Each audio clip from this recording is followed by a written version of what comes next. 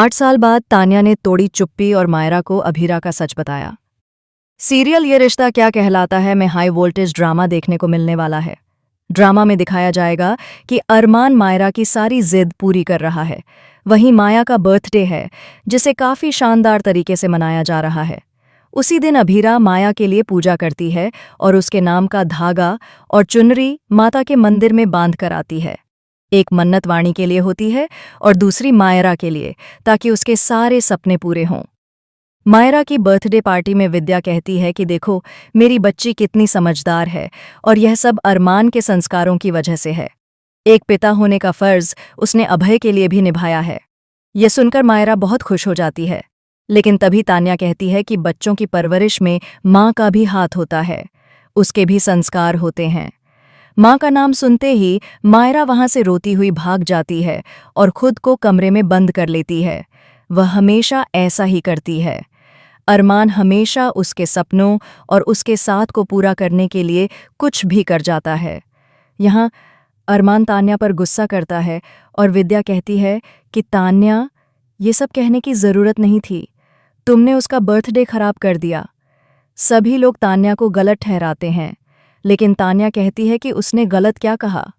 इसमें अभीरा की कोई गलती नहीं थी, बल्कि जिस इंसान की गलती है उसे तो आप सिर आंखों पर बिठाकर रखे हुए हैं।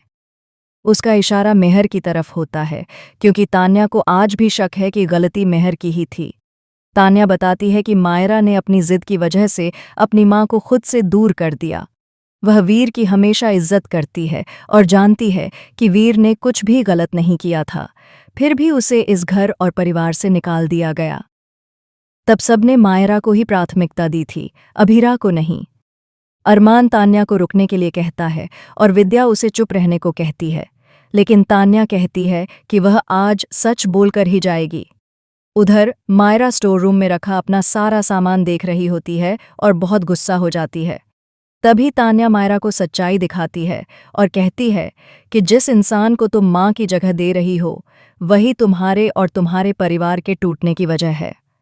तान्या एक ऐसा सबूत दिखाती है जिससे सबके होश उड़ जाते हैं। वह एक पेन ड्राइव होती है जिसमें उस रात के सारे सबूत होते हैं। उसमें दिखाया गया है कि मेहर ने किस तरह आग लगाई थी और सबूत मिटाने की कोशिश की थी। वह अभीरा और वाणी को जान से मारना चाहती थी। इसी वजह से अभीरा वाणी को बचाने के लिए भागी थी। यहाँ तक कि वाणी के माता पिता की मौत की जिम्मेदार भी मेहर ही है। अरमान को पाने के लिए वह सब कुछ कर रही थी। ये सब सुनकर सभी के होश उड़ जाते हैं। तान्या पेन ड्राइव में मौजूद वीडियो चलाती है जिसमें मेहर खुद अपने हाथों से रजत के सिर पर बोतल से वार करती नजर आती है।